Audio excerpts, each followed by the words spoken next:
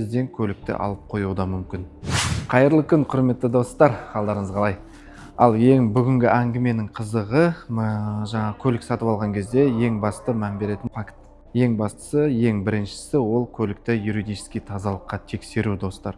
Өйткені бірінші соны тексеріп алмасаңыздар, технически жағы уже маңызды болмай қалады. Өйткені кейін болашақта сіздер сататын болсаңыздар, немесе басқа да бір ақаулар жаңағы құжаттар жағынан шығатын болса, сізден көлікті алып қоюы да мүмкін. ВИН-код.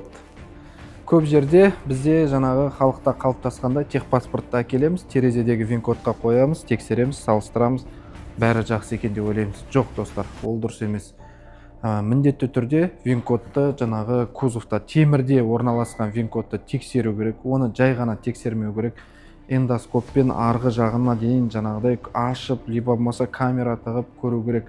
Сосын талшынамермен тексеру керек. Беті кейбір жерлерде болады, әдейі жаңағыдай ескі сияқты вид жасап қояды. Ол деген не? Ол деген жаңағы вареный, сваркіленген жерлерді жасыру үшін.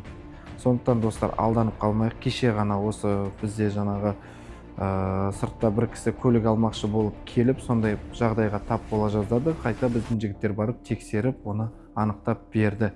Сондықтан, достар, әр машинаны алардан алдын өзіңіз жеке барып алатын болсаңыз, мұқият тексеріңіз. Жаңағы американдық көліктер, конечно, ол исключение. Өйткені оларда темірде ВИН-код болмайды. Оларда мынандай есікте наклейка ғана болады. Сол наклейканы қарайсың, оғыны тексеретін тағы бір жол бар. Специальный фонариктер бар.